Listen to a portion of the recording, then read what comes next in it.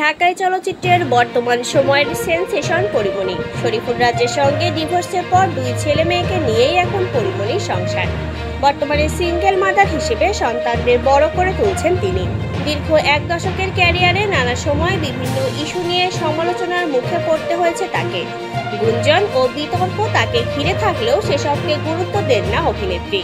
অভিনয়ের বাইরে ব্যক্তিগত জীবন নিয়েই সমালোচনার মুখে পড়তে হয় তাকে সবচেয়ে বেশি। সম্প্রতি একটি বেসরকারি টেলিভিশনের behind the fame with RRK অনুষ্ঠানে হাজির হয়ে তাকে ঘিরে সব গুঞ্জন নিয়ে অকপটে কথা বলেছেন পরী। অনুষ্ঠানের সঞ্চালক এক পর্যায়ে তাকে প্রশ্ন করেন, শেখ সাদী কি তোমার প্রেমিক? এমন প্রশ্নের উত্তরে পরীমণি হাসতে হাসতে বলেন, না, ও আমার ছোট ভাই। ভাইয়ের মতোই সাদী আমার খুব কাছের। এরপর সঞ্চালক জানতে চান বর্তমানে পরীমণি সিঙ্গেল আছেন কিনা। জবাবে এই নায়িকা হেসে বলেন, না। তারপর আবার যোগ করেন, শোনেন, আমি যদি নিজেকে সিঙ্গেল বলি কেউই বিশ্বাস করবে না। এর বাইরে চিত্রনায়ক সিয়াম আহমেদের সঙ্গে পরীমণির গুঞ্জন ছড়িয়েছিল। সিয়ামের সঙ্গে তোমার গুঞ্জন উঠল কেন?